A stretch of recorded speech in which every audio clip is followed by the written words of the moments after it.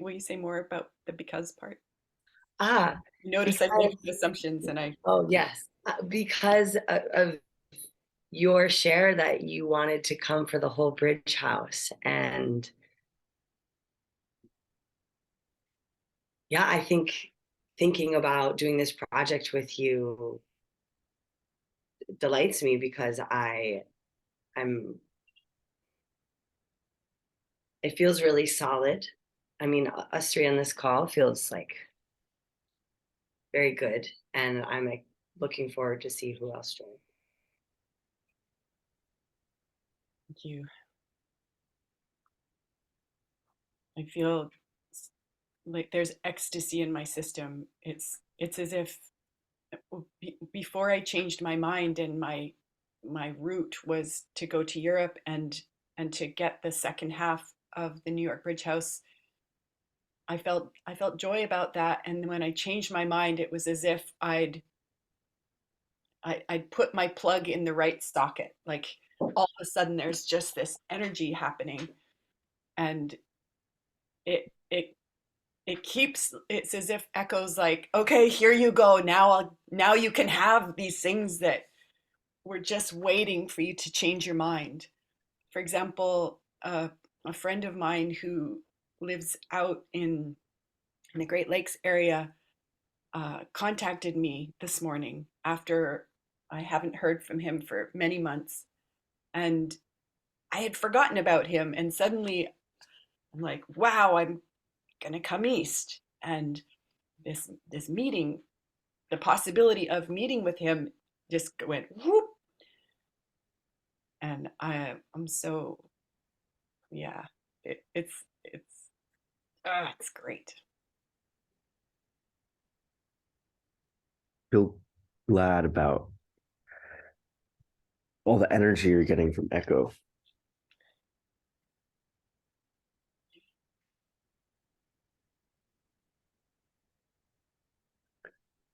Let's do a centering and grounding. And yeah, let's start there. Invite you to sit with your feet on the ground. You can close your eyes, you can also leave them open, and gather everywhere your attention has been, gather it into a small ball in front of your, a few inches in front of your forehead.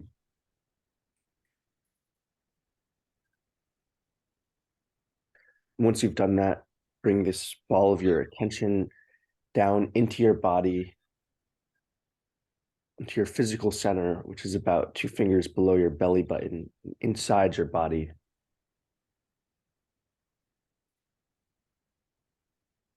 Use your clicker to declare a grounding cord between your physical center and the center of Gaia. This is a two-way communication channel.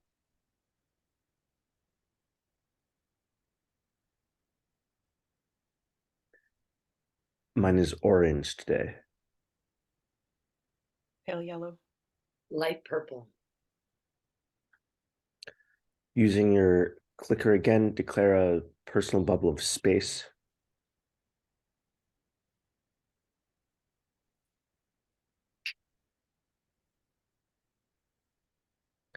And finally, I'm going to declare a golden cube of space for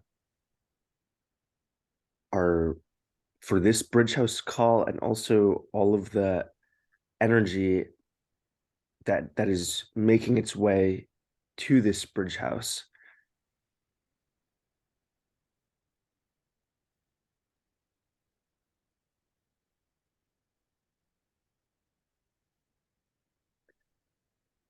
You can come back to this space when you're ready.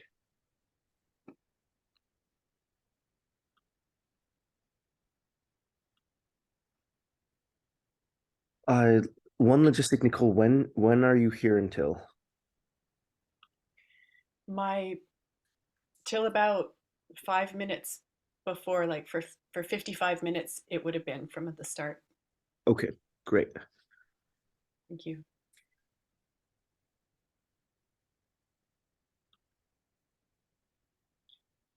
I have a couple directions I'm thinking of going in, and I've decided to hold space for this meeting.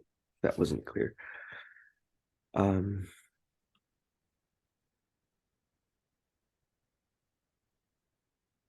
well, I'm just gonna let myself be in the in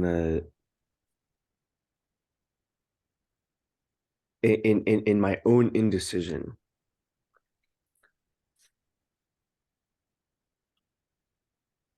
Yeah, I actually, where I want to go based on what you shared, Nicole, is exploring this question of what it means to be a committed Bridge House member. And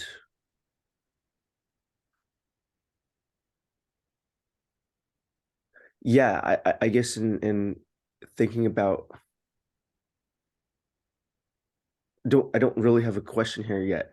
So let me find it on the spot. It's There's some people that want to come for shorter amounts of time. There's there's guests that want to help build structures. Meredith has a friend who she's told this project about, and um he hasn't done any PM work, but he wants to come and help build the greenhouse and is already asking what tools does he need to bring. And then we had this situation, maybe you were going to come for half, and and um yeah, and then some people would just visit. And yeah, I guess I just want to allow this to flow. What does it mean to be a Bridge House member, and how do we interface with guests, and what is the bubble of space we're creating, that how does that extend out towards guests?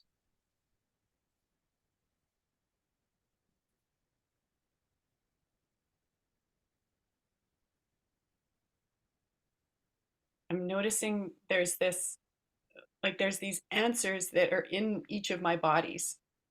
And my physical body has like very logistical answers, which is I come to these calls from now on. They're a priority. I make time for this. I make time for reading the codex and bringing my feedback into the space about it. I I commit to getting there by September 15th. I commit to being ready to leave by December 15th. I I commit to uh, the money part, whatever the money part is. As I come into the bridge house, I put my fee in the pot, and then you know join the team in collaborating on a day-to-day, moment-to-moment, emergent basis with like with presence, collaboration, noticing the necessity, and then my other bodies start to kick in, and my archetypal lineage is like, whoop, all right, next experiment. What's the next experiment? What's the next experiment? And having some happen simultaneously. And I have this, I see a kind of way of the the map of context, uh, where having been contexting myself in radical responsibility, there's there's a kind of level of space holding capacity that I have, and part of it is to be able to like shift to be on a level with someone who is maybe in a stage or a state that is they don't have so much matrix for holding space, and they maybe want to give their center to someone with more authority, and just kind of being with them on their level. And I felt joy to hear about a friend who wants to come, no possibility management experience, but this commitment to help build a greenhouse. And this flood of possibilities came in about, this could be a greenhouse building workshop with possibility management distinctions woven in, because collaboration to build a greenhouse is so different from like doing a kind of red brain project that's all about getting it done, just getting it done and getting it done right, getting it done good, and then being like, you know, I'm a greenhouse builder, and which is not wrong and not bad. And there's so much that it can be. It could be this collaborative adventure of, yes, one of the side effects is this greenhouse exists, and that there would be other side effects, that like consequences that come out of it, that make it so that, you know, like maybe he would leave with these legends of, you know, I thought I was going there just to build a greenhouse, and holy smokes, like get yourself over there, magic will happen. And yeah, to hold space for this kind of, for this kind of yeah, to discover doorways that people could come in, and almost like, it's almost like guerrilla possibilitating. Like you thought you were coming to build a greenhouse, but you were coming to grow up. and, and of course, not taking over and making that how it is, but holding space for it so that the being there can, you know, will or won't start to have the hunger for expanding out.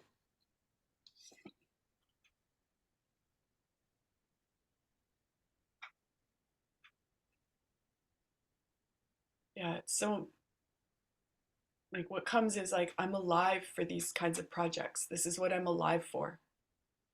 And it blew my mind to see that Ingrid, who is in this, you know, this physically, like this kind of, I don't know, one end of the human life experience, it's like up for her. It's, you know, she's got this diagnosis and she's living with it, and it's such an incredible example of what's possible in that kind of phase of life. And then there's Eileen, who's is going to be coming closer to giving birth, and I was just like, oh my gosh, and this dawned on me after I changed my mind, and I thought, wow, if I hadn't already changed my mind, this would be the clincher.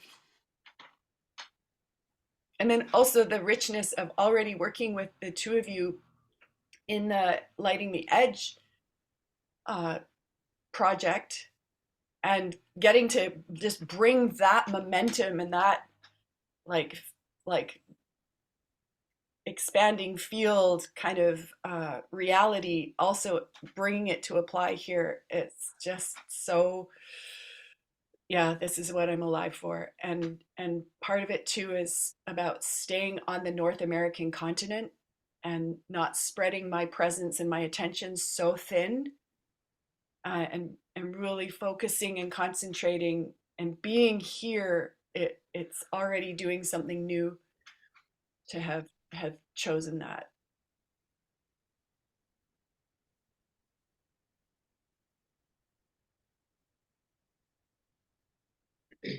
Yeah, I feel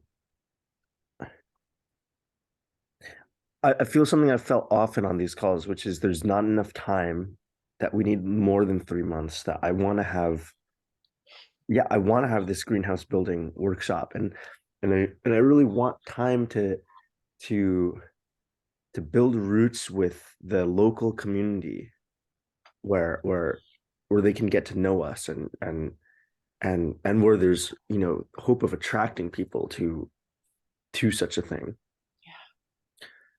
and figuring out how, when they have their farmers market, and where, and can we apply to have a feelings booth at the farmers market. I I already wonder, made a list of all the farmers markets and when they are. So I Okay. have that information. I'm going to a farmer's market today.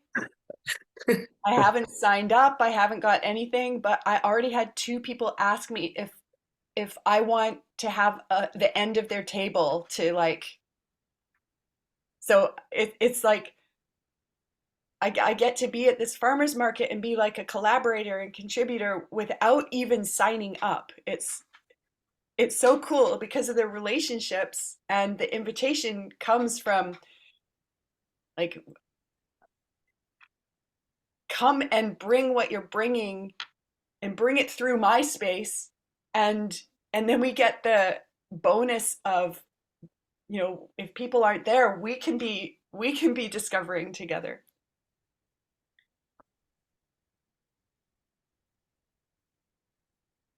This is something, coming back to your question, Dawe, that I have a lot of fear around. And I feel very guided by your confidence, Nicole. But yeah, I have a lot of uncertainty around maintaining this context in this space with the coming and going and people visiting. And I absolutely see the opportunity that we have there. But something from what Patricio had shared about the butterflies and the bees, do you remember that? I was a hard no to. I just everything, and yet I was not feeling that way, Nicole, about you coming late, but so I can see where it works. And something still in me is like, no, I don't want to have to settle for like these little snippets of things. Like I want to be like really trying something. And that what you saying, like we need more time. I feel this pressure of like, yeah, we need more time together than to have short stays. And I just recognize that that constantly comes up for me, and I'm open to trying it out. But it's one of the big fears I have of, yeah, the project not having enough of this stability to maintain consistent like cohesion. Thank you. What does your fear tell you about what's needed to create that stability? Two more people who are like full on with us, and or some core committed group that is able to hold that space. And about this butterfly thing, what does your fear tell you?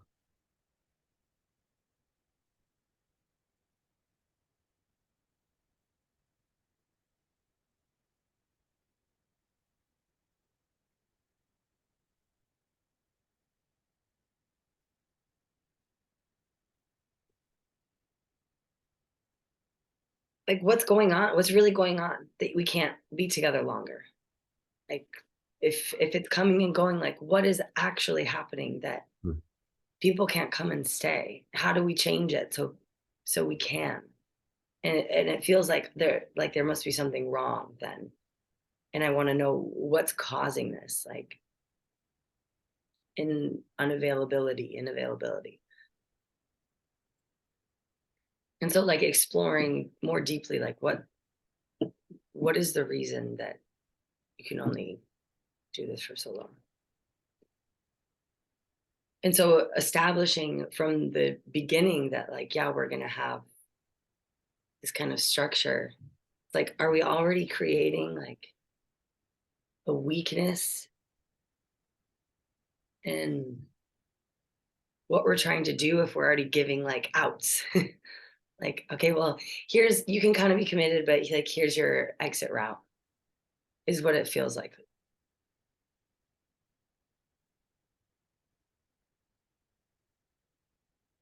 Would you yeah, I have something to say. Would you also turn your light off? It's causing your face to often be completely in shadow, and I can't see what's happening. Yeah, I'm not looking at myself, so let me see. Here.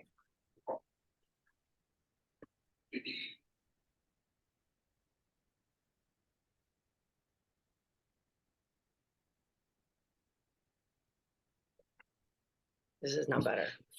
It's the lights behind you that These are, lights, yeah. not this light. Okay. Okay. Better. Yeah. Okay. Yeah. Thank you for saying that. I feel angry. I didn't make contact with more contact with Leslie about this topic, and yeah, and I was just making assumptions about what she wanted or didn't want, or why she would only come for, a week here, a week there. So yeah, it brings clarity that the thing for me isn't really the amount of time. Maybe it is the amount of time, but this not knowing where someone is, and them not offering it to the team. That I want everyone on the team to be willing to offer where they're at. And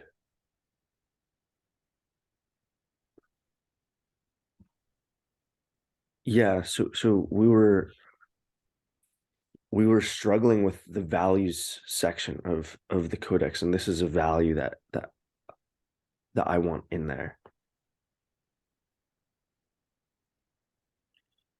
Is it about values or is it about bright principles?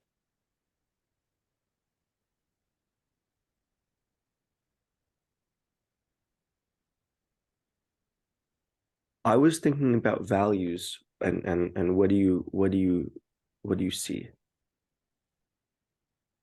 What I see is that in the context of radical responsibility, the the codex the codex identifies bright principles and shadow principles, and doesn't, not so much about values is distilled. It, of course, there are values that come from bright principles that weave in, and in a way, my experience is that when a team is talking about values, it can become a bit of a red herring for like right and wrong, good and bad. And something that comes about, like when you were asking Meredith what her fear was bringing, something came for me about time, and it's about what I noticed, and I'm remembering from the Czech bridge house, which was that Echo arranged it so that nobody came to the first week of offerings. We had made a week, we had like devoted a week to being only the team of the core team there, to really like arrive, to set the space up how we wanted it, to get checked in and get woven. And and then nobody came to the first week of offerings, which would have been the possibilitator nomad, being a next culture nomad topic. And this was so perfect because in a way we had we were all next culture nomads. We had started like landing as the bridge house team in person, and we needed another week. Like it really worked to have another week to have it be just us.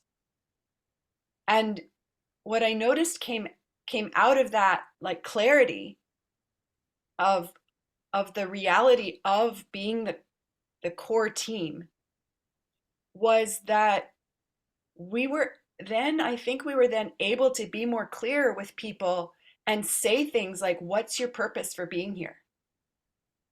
And some people who were coming towards got super clear and came in, and others who were coming towards kind of got bounced out.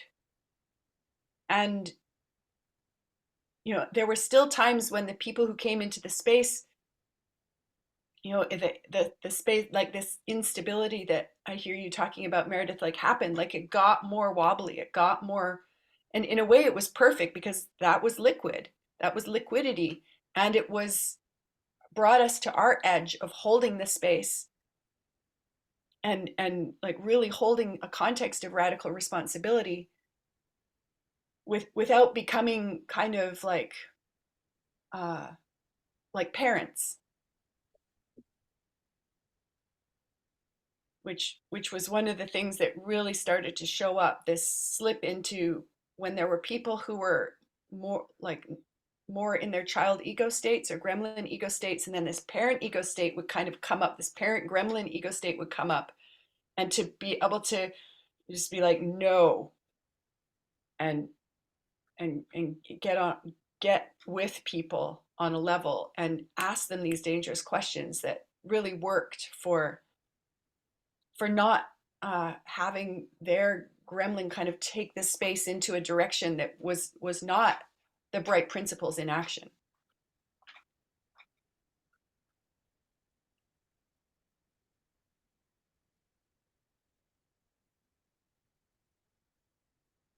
Thank you. And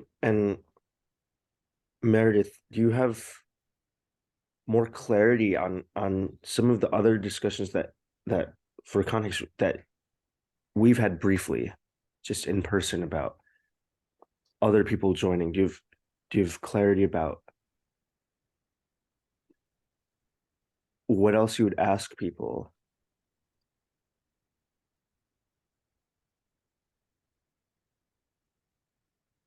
Before they arrive, or can you say? Yeah, like Emma or something like this.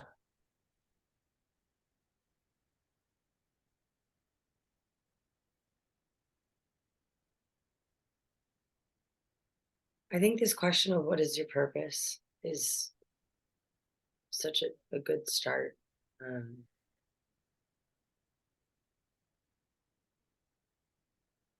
mm,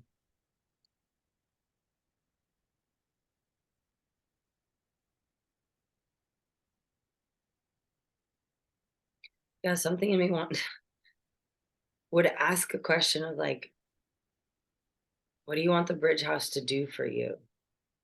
Because I think there will be, I make the assumption that this will be something that people will think like, I'll do this because I'm going to get this.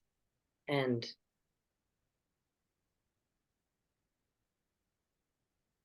to know what people are assuming about what's actually going to be going on, I think would be interesting and a way to be like, this is what we're really about. This is what we're really trying to do here. It's not what the bridge house is doing for you. It's about, this collaboration and living in this way with one another where something unfolds together. And so I think kind of getting insight on what people's expectations are that way.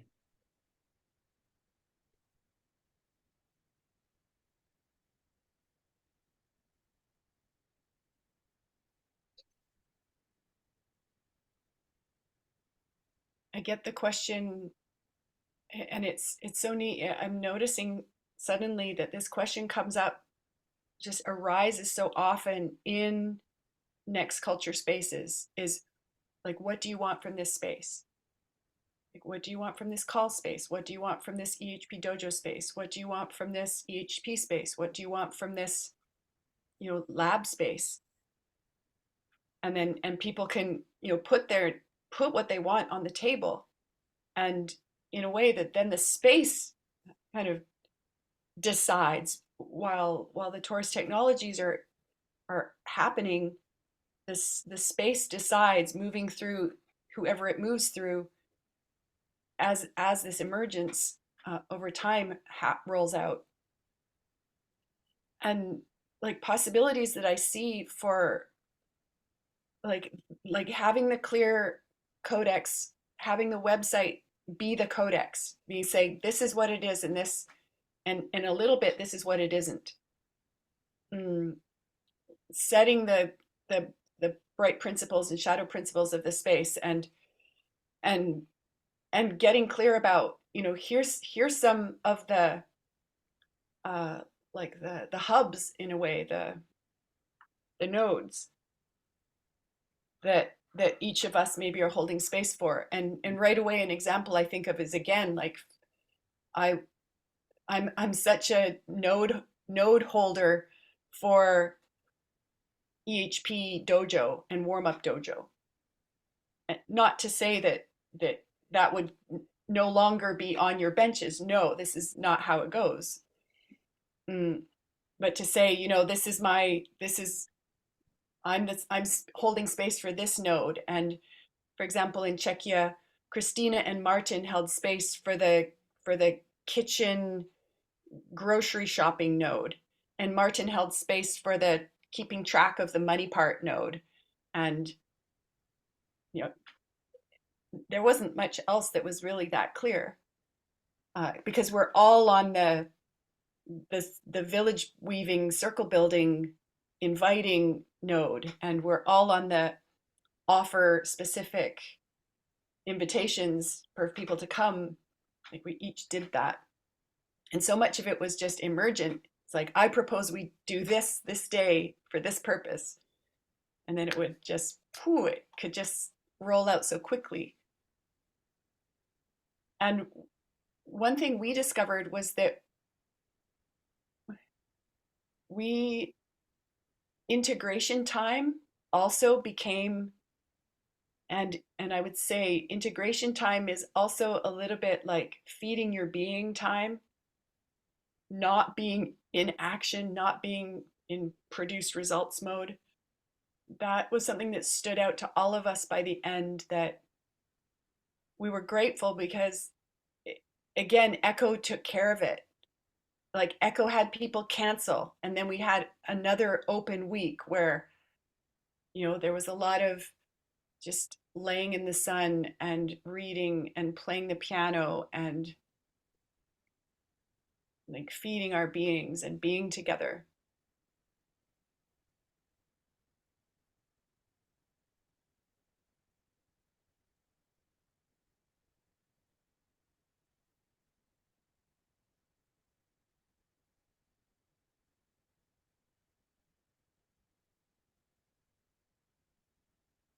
And communicating a lot.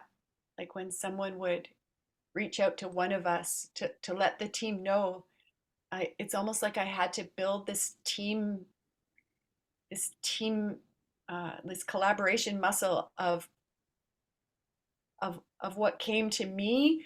I communicated with the team like in this fluid, like, oh, this came in, and rather than being a lone wolf and handling it in the way that I thought the team would want me to handle it, I would be handling it, but I was also be sharing with the team, this is happening, this is happening. Do you have anything about it? And then bringing it back, and also sometimes saying, talk to them about this, so that there wasn't, it was so much about discovering how collaboration can go, that's not, a team of lone wolves.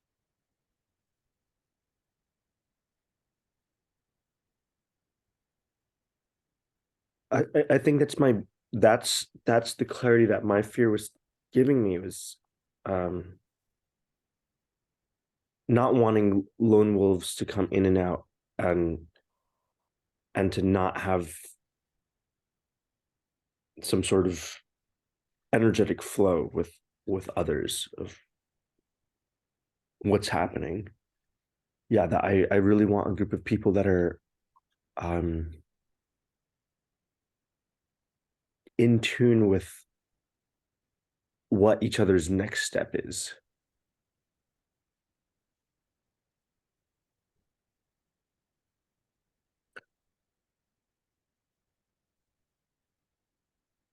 And this takes me to another area of well, I guess, this question about guests, but also about Meredith's family, that according to the modern culture story owns this farm, that they have this story, and whatever, some administrators in the town of Coldbrook, New York, also have this story. And this question came up as we're going through the Bill of Wrongs, what to include here. And And just a couple of the things off the top of my head. One is in some of the example codexes we've read is in this wherever we forbid the use of lawyers, and there is no such thing as ownership. That you cannot own a part of Gaia, and that speaks really deeply to me. That I cannot, you cannot own any part of Gaia. That our bridge house cannot own any part of Gaia. And how do we bridge this with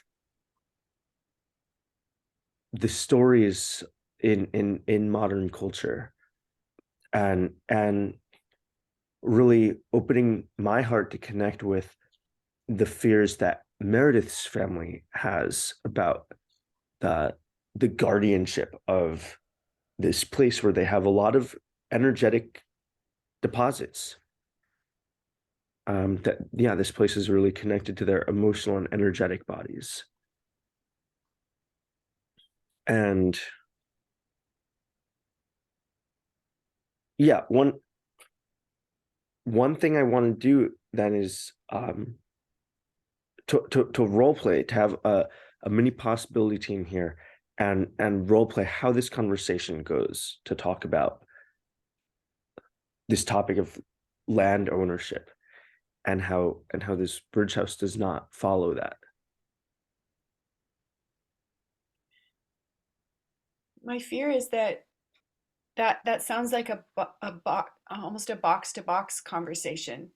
If I My suspicion is that that topic may never come up actually.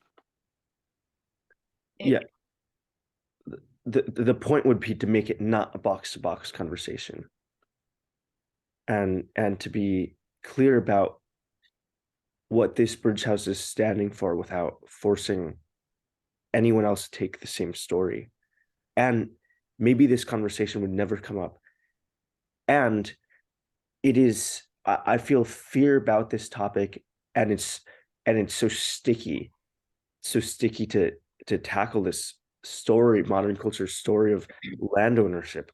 And that's why I want to, think about it, because I don't want to shy away from and just put this thing on the bill of wrongs of no land ownership without really asking myself how I would stay in connection with somebody, how I would stay in connection with Meredith's family, while also not hiding yeah, how we're taking a stand for something else.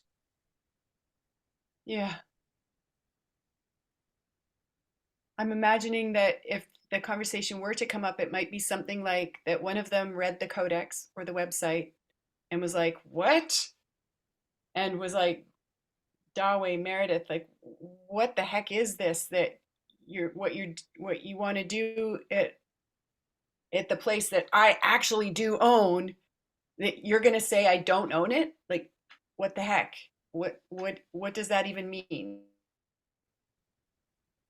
Great. It sounds like we're starting. Yeah. So, Nicole, uh you'll be the client. Oh, wait, whatever. It doesn't matter. You're role playing Meredith's mom. Terry. Uh, Guy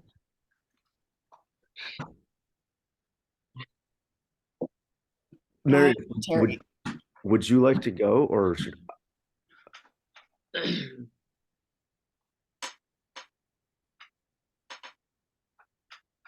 No, no, I No. don't want to go. Okay. I asked because you had a funny look on your face.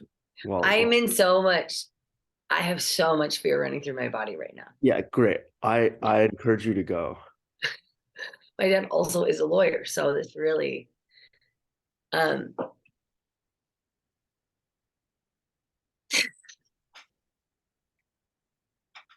Where's your center? mhm. Or Dawe, go ahead.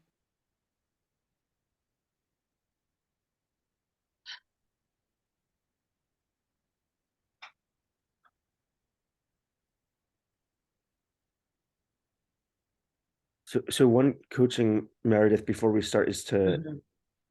uh make sure your personal context is located in the context of the bridge house. Hmm. Okay. Okay, I'm not going to. I'm experimenting with not using timers for any of my spaces right now. So let's begin. Mhm. Okay, so mom, Wait. in this I would just say let's start from the beginning. Nicole, would you? Yeah, yeah. Meredith, I was just looking at the website for the Bridge House, which I have agreed to, and I was shocked to read that there's this part that says it's wrong to for land ownership and for lawyers to exist. I was completely baffled by this. Would you explain what this is all about? Yeah, um, in the context of this experiment, you know, So it so really, so this is a conversation with your mom. Would you start it off by saying in the context of this experiment? I'm okay, maybe not. Okay, so just really be there with your mom and shift and go.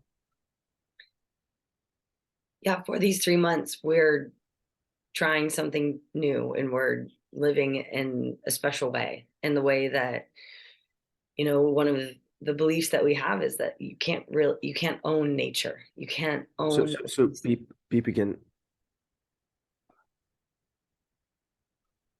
I, something's telling me just to make more contact with her and to not jump into this straight away into this. We're trying something new, and we believe you can't own. Uh, how did it land for you, Nicole? Yeah, it landed as your box coming from your head. And my coaching would be to, yeah, kind of be down in your other bodies and first like cultivate, nourish the relational space.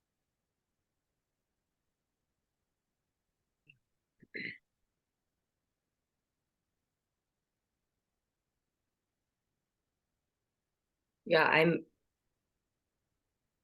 genuinely grateful how much you cared about this project and how you've been researching, what we need for the right water heater and what we'll need to be there and what kind of how we can get resources to build this So greenhouse. beep, you're doing something with your head that I'm not so familiar with, or I'm like slightly familiar. You're kind of uh, it's like you're floated up in your energetic body and bobbing in the water.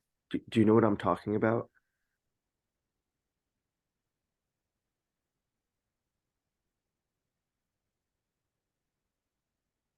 It's almost like you're doing your own version of leaving your body. Is how it energetically reads to me. Okay. It's like you're already so far away. Uh-huh. So would you bring your the coaching is to bring yourself back and really open up in contact with your mom, Terry.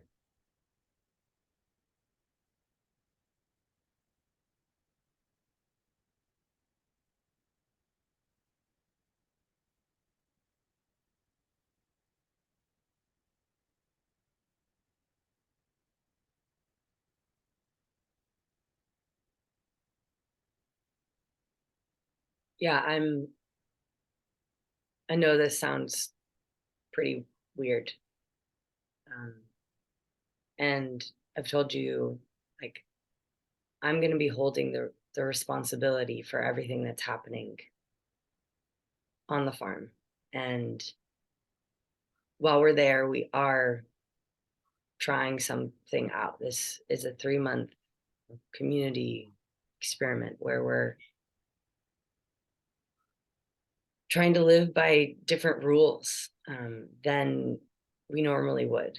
And these are two rules that feel like they disconnect us from the land that we're on and the relationships that we can have together. Meredith, I'm a lawyer, and it says lawyers are forbidden. Like, what does that even mean? What, like, can't I come while you're there? It sounds ridiculous. This is not what I expected at all. Yeah, you're absolutely welcome to come whenever you'd like to visit. I hope you do visit. And it's not that you, as a lawyer, you being a lawyer for your work is not welcome. It's that we are not going to be solving our problems using lawyers. We aren't going to rely on some like these rules to come in and say how we're interacting. So when something goes wrong, we're not going to say, I'm going to, you know, take you to small claims court. We're going to sit down and be together and find a way between us to figure this out. Because, Very idealistic. And, yeah, you know, these laws exist because people don't follow the rules of common decency. How is it, how are you going to keep the property safe if there isn't the threat of litigation?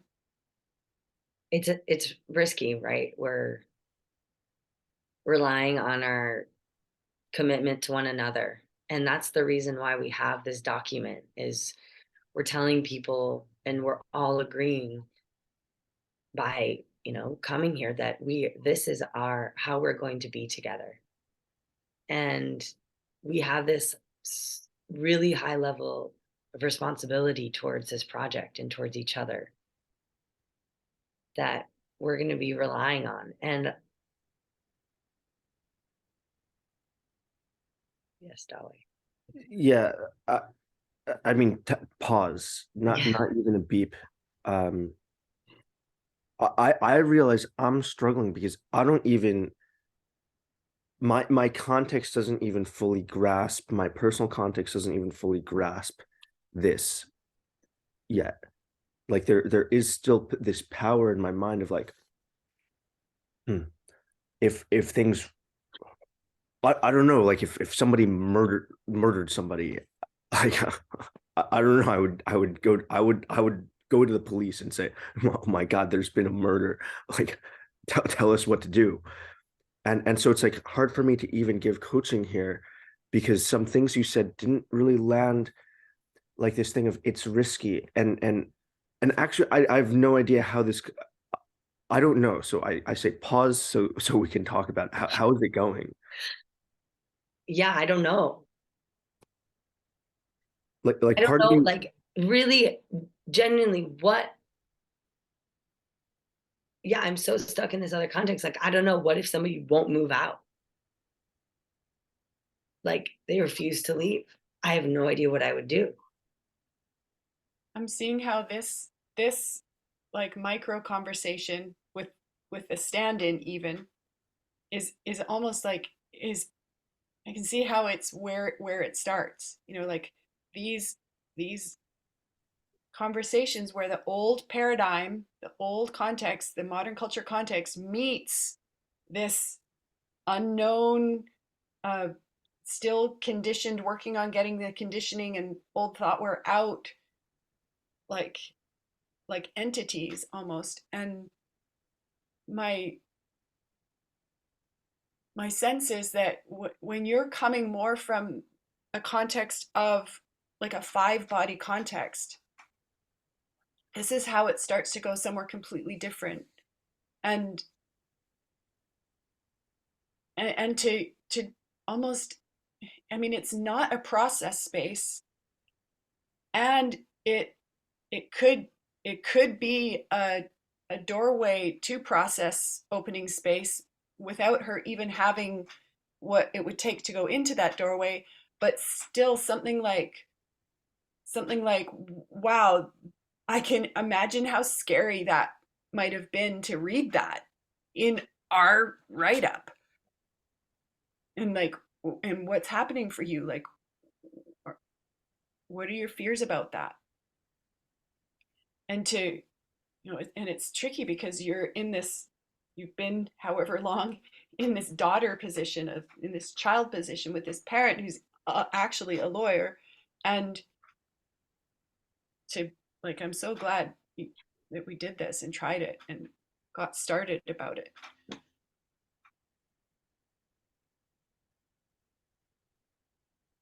And I notice my own fears because for me, as a person with a Canadian passport and citizenship papers, I'll be in a country, another country, and, am I earning money? Is that legal or illegal? And so there's definitely exploration here for all of us about how do we, like, the words are blow up a bubble of next culture in a way the heartland of modern culture, like like the eastern US is where colonialism arrived to. Yeah.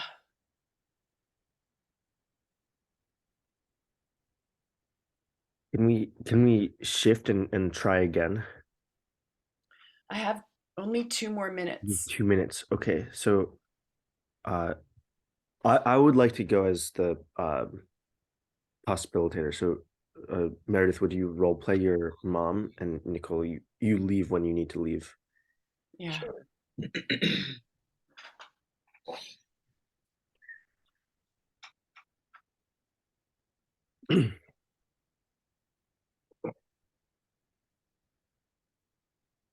So I read your document and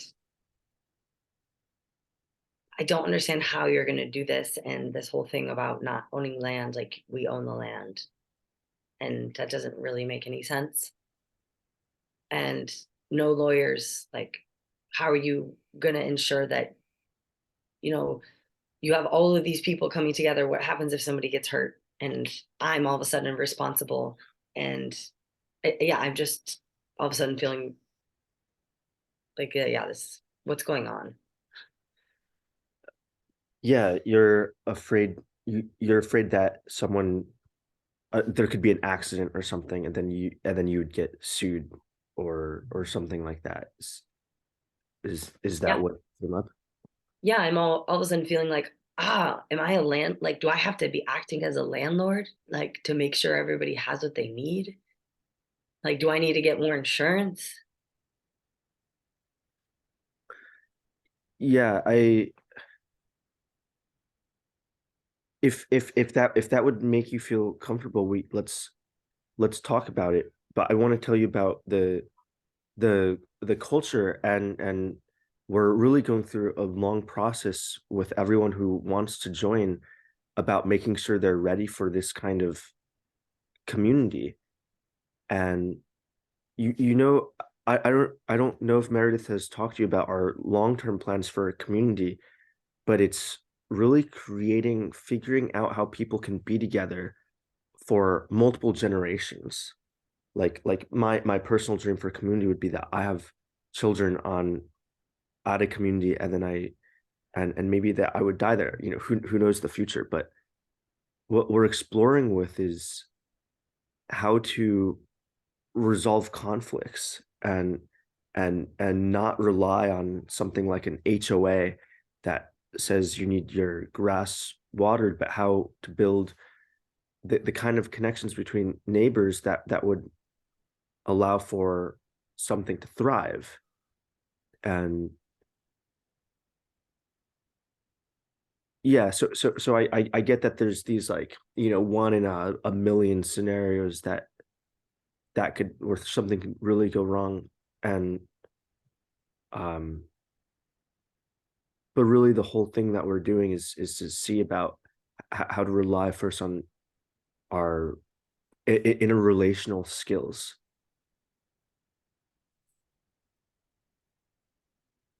It sounds it sounds nice, but I still don't know like what happens if somebody is breaking your rules and won't leave and won't be a part of in a way that you wanted them to.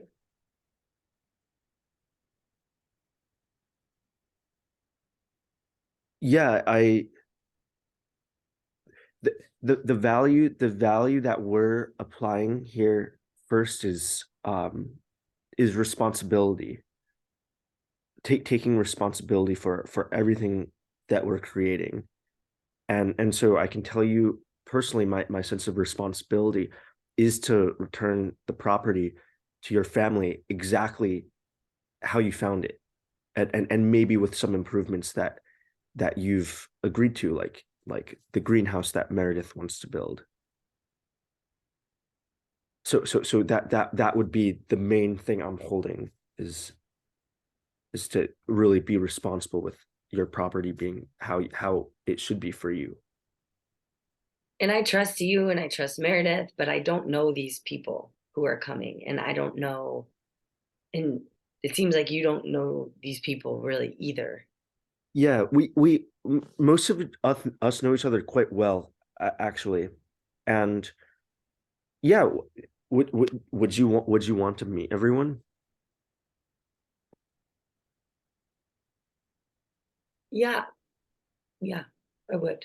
I I already feel a connection to property just from having heard from Meredith how this farm came into being in your family's hands.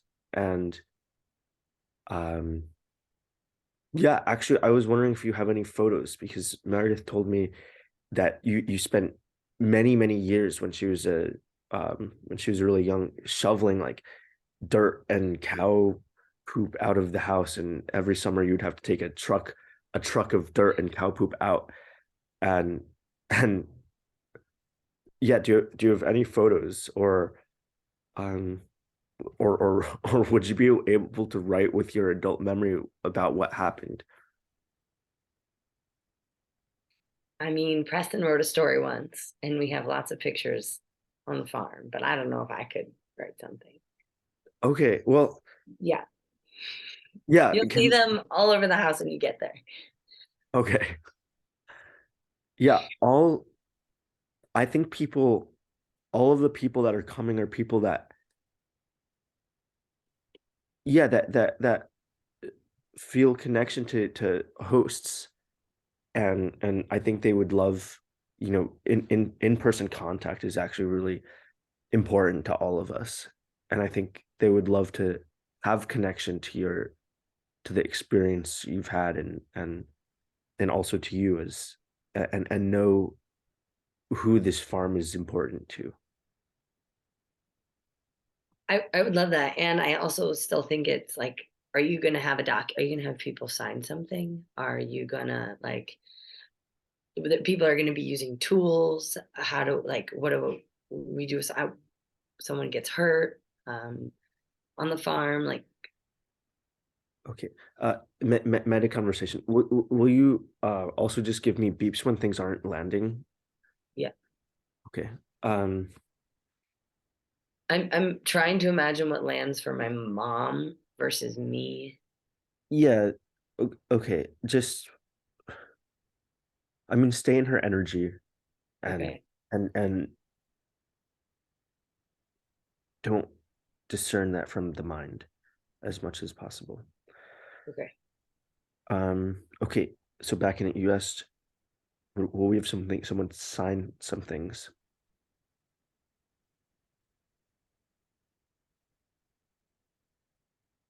I I actually I actually don't know. We haven't got into that process. We have, um so you've read the website, you've seen like this whole list of like mission and purpose, and the values that we're taking to this project. And um I don't know, we don't have like we haven't added like a signature section. And yeah, I think asking people to really make a commitment. People are making verbal commitments, and if you want them to make the commitment in writing, I hadn't thought of that possibility yet.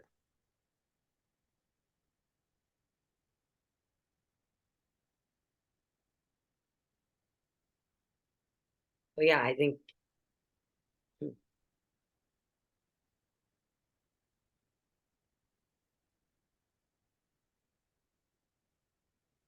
I'm kind of stumped how my mom would respond right now,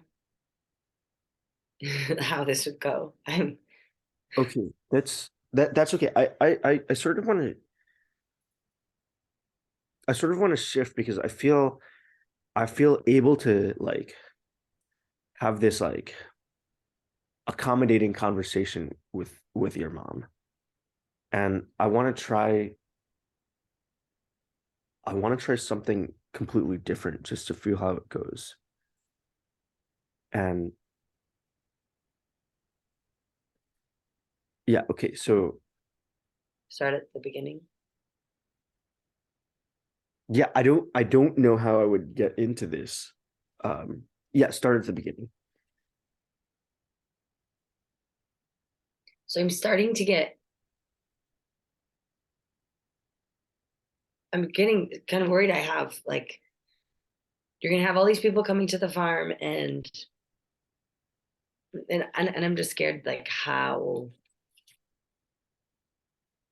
yeah, are you going to have people sign something? I was reading on the website about like, no lawyers and no land ownership. We have, I mean, Meredith's father is a lawyer and we own the land and it's in a trust.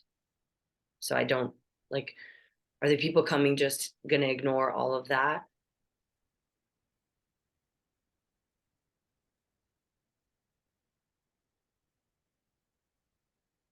Okay, so this is tough because I wouldn't jump straight into what I want to try. I would go with addressing some of the fears first.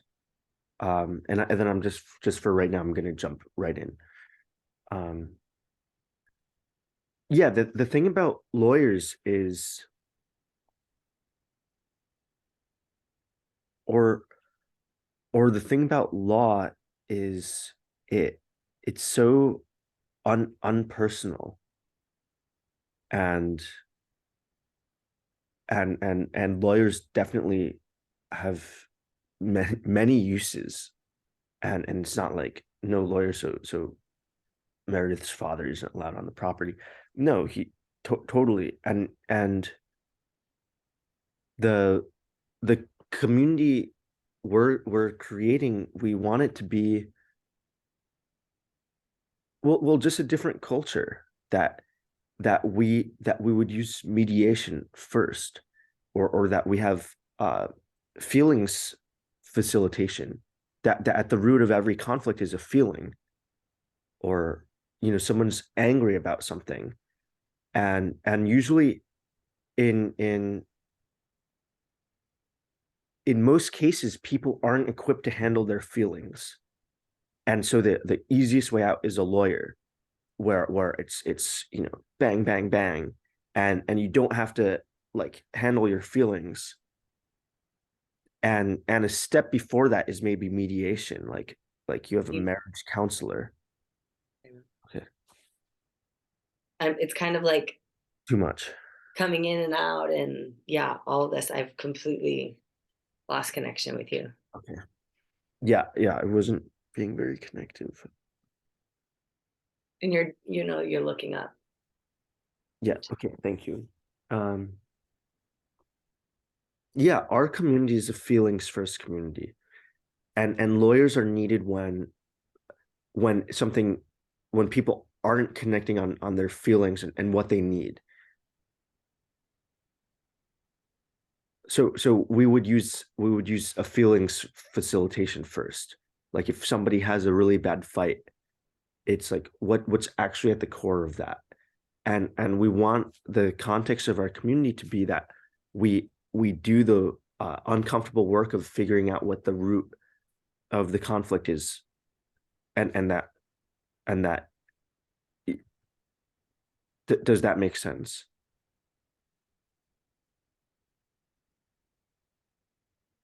Yeah, it sounds like a good way to deal with arguments, but What if somebody just you can't find a resolution and someone still won't do something? Like they won't leave. What am I gonna do if someone just like doesn't leave?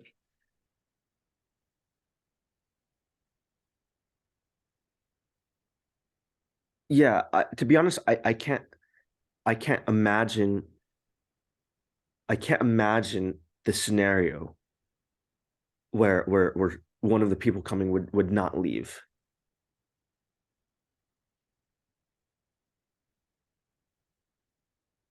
And yes, I would help you with having with taking care of your property.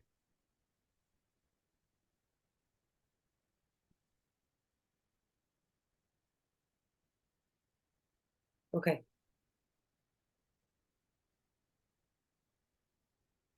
How would that land for your mom?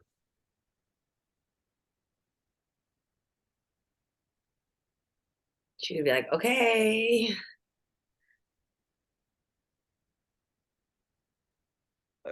Okay, so what are you feeling I have no idea.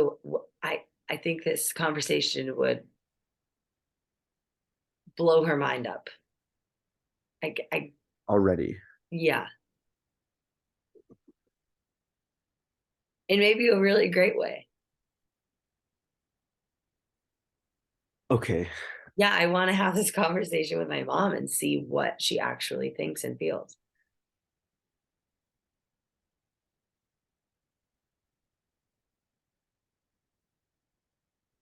Can we try another conversation? I'll start it. Um, yeah, this thing about land ownership, I get it. My mom owns property, and it's always seemed it's always seemed kind of strange to me that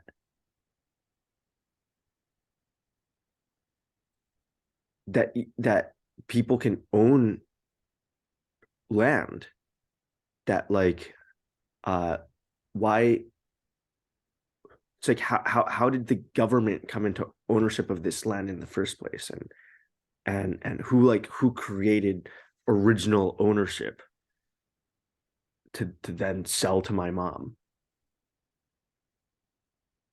Well, I mean, the person who had it before. No, Yeah, but like way back when, like how did it come that like I don't know, this land from the whatever river to whatever river is now known as Germany, and I and like who how does it work that you own the land in Coldbrook? You bought it from someone? no, we didn't buy it from anyone. You didn't buy it. No, it So how come you own it? because Meredith's grandmother grew up there and they lived there and they gave it to Meredith's dad. Okay, so how did Meredith's grandmother own it?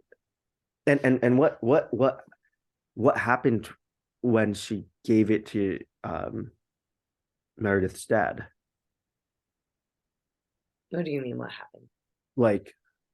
Like she just said, I give you this land, or Well, she died and she left the land in a wit trust that's owned by every descendant of her. And so every descendant will have shared ownership of this space and it will be equally divided amongst everyone. okay, and what is so in her will she wrote this land belongs to all of my descendants. Something like that. It belongs to the Wit Trust, and the Wit Trust is made up of all of her grandchildren and sons. So how does it work? Like what gives the trust power to own this land? It's a piece of paper that it's like a is it in a safe somewhere? The piece of paper that says all of the Well, grandchildren he made an agreement, like Ernest Grandma made an agreement that this is what she wanted to happen to the land after. and did the neighbors have to come and sign the agreement? Probably not. There's not really many neighbors. Okay, so Meredith's grandmother was living on the land. I mean, this isn't really going. No. And it feels like you're trying to prove, like, it feels kind of like you're trying to swindle, like you're trying to like prove something.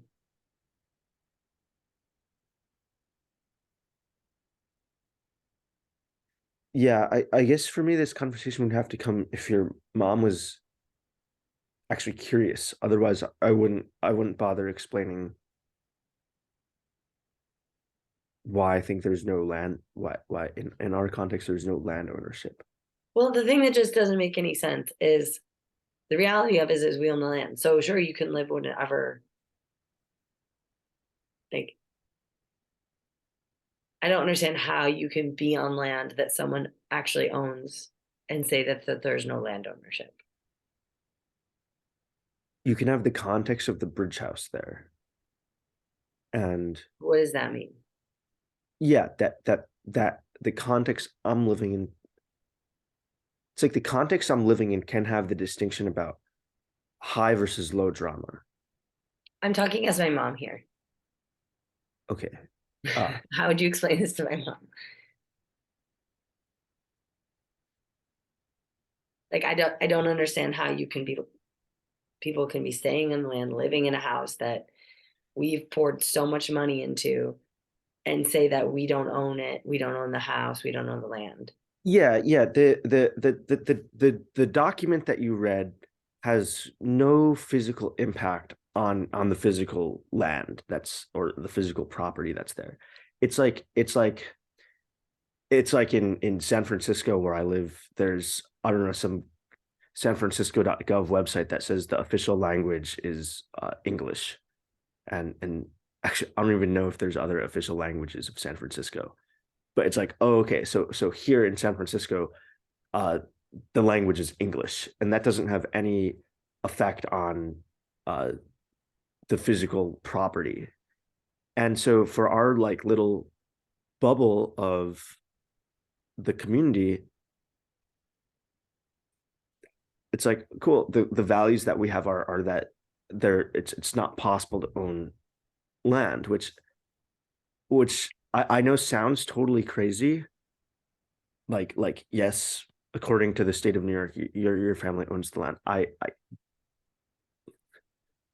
I know this sounds crazy, but also from another perspective, and from my perspective, really, it's like I don't get how people own land. I know the whole thing about that there's this is federal land, and then maybe they sold it to private ownership, blah blah blah. Um, but but in my heart, it doesn't make sense to say like this earth is mine. It's a totally made up thing. Well, I mean, for the longest time on this farm, we've had huge problems with trespassing. People coming on the land, stealing our biggest trees, cutting them down, and taking them off. And we've had all of these trees stolen from our property. And we use our ownership of this land to protect the property. Like, you cannot come and take these trees. You cannot like steal things from our house. Things have been stolen from this house. Things have been broken in this house. So like, I don't know how you're going to keep the land protected if you're not like just letting anybody come on and they can take whatever they want and leave their trash everywhere.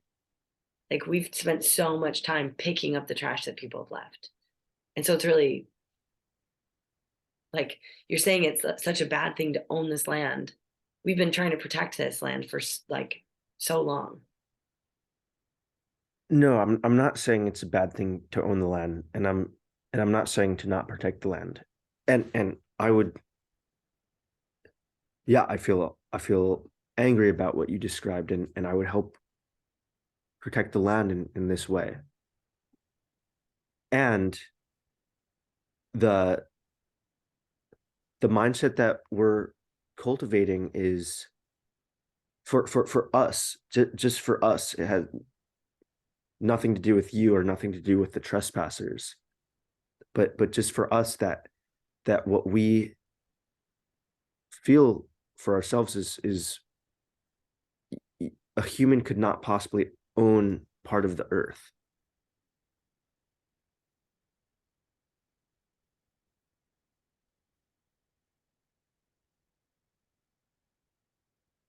Okay, something about that landed actually helped me understand this a little bit more as well.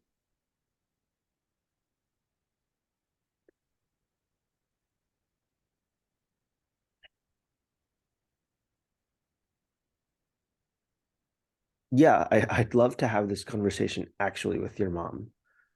I would love for you to have this conversation with my mom and my dad. And I'm exploring like because I use money, I use cash, I use American dollar bills that it's an equally strange story as land ownership. So it's at least for me, it's like I wouldn't like not use the law in in a scenario.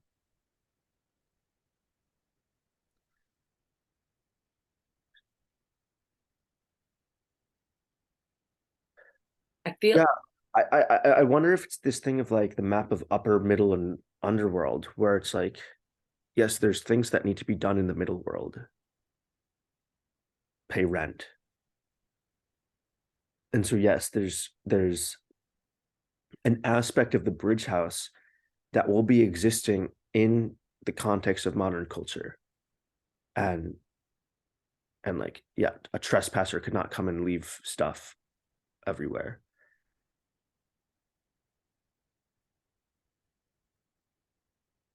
And the context is also archaearchy.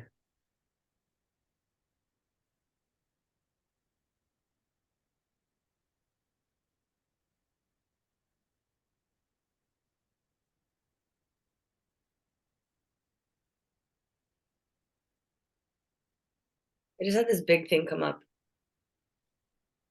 This like, you're such a phony. Like you're gonna prioritize, you're gonna go through all this work to set this context of like there is no, there is no ownership here, but I'm not gonna let go of my investments. I'm still stuck in that. And yeah, so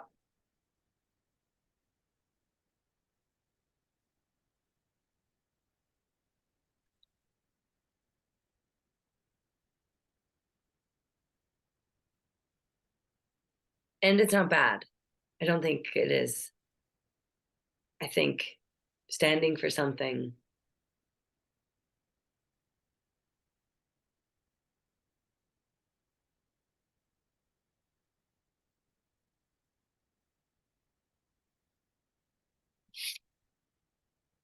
Yeah, I feel yeah, I feel sad because I'm using a bank that is also investing in yeah that's investing in oil and gas extraction.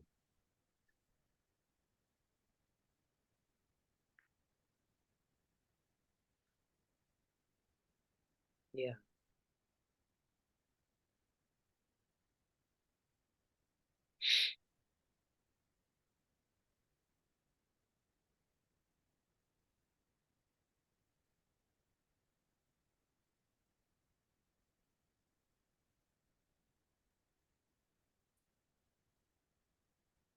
I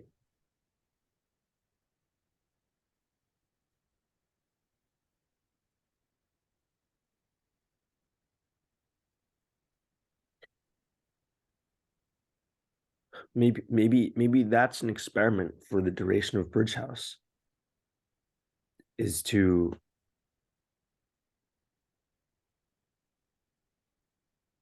cut these cords for those 3 months and see what happens.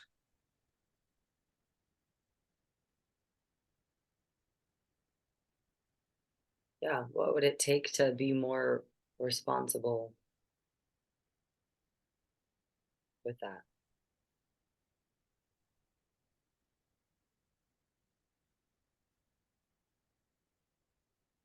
And the reality of is like, maybe not the reality, but if I didn't have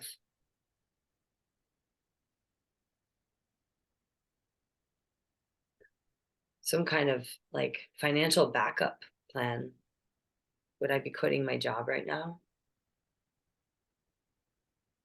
And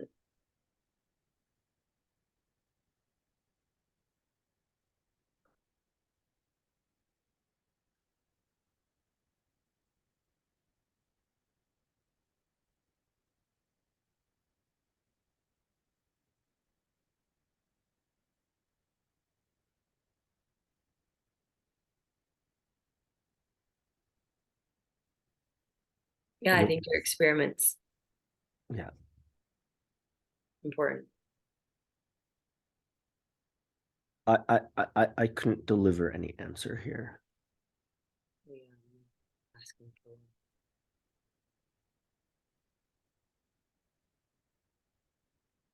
And I think I do this thing of like, ah, well, huh, you want to do that, but you're not going to do that. Like, and to kind of muddy the clarity that is there that this thing is important. And while I can, make that less clear by bringing in all these other things you're ignoring. And so I do think this is a thing my gremlin does to, like, I can make this more complex. So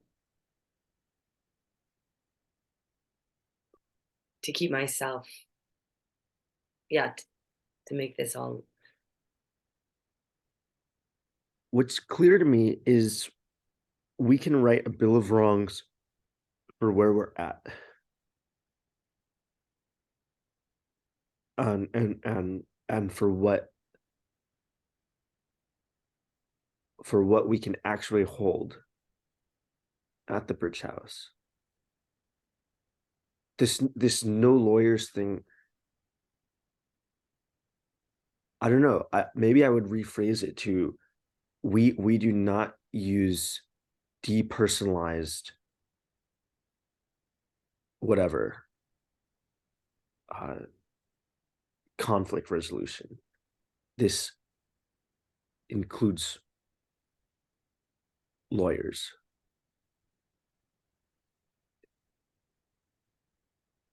And I do feel like, in the context of, there is no such thing as land ownership. I don't I couldn't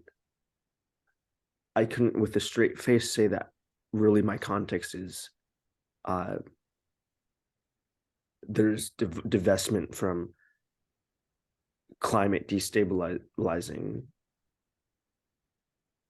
influences.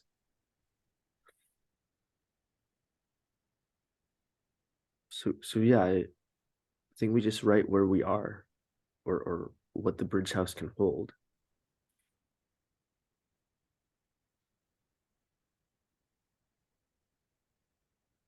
And I also think this thing of like, that lands in me because it feels like I'm trying to do something that someone else is saying is right. Like, I have to live up to this bill of wrongs. Like, yeah, we can't, but I do think it feels more genuine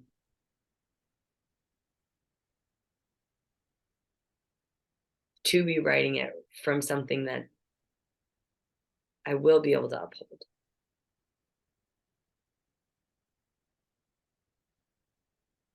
that feels more powerful. Like, yes, pushing myself.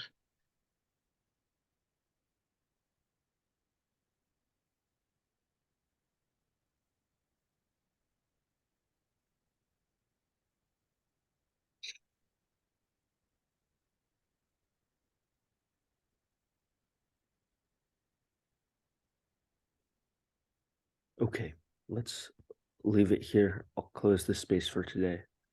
Before we go, uh, I would like to identify our next steps, like for the codex and for the bridge house. Yeah, let's I propose we write up the projects that we have in mind and draw the energetic diagram and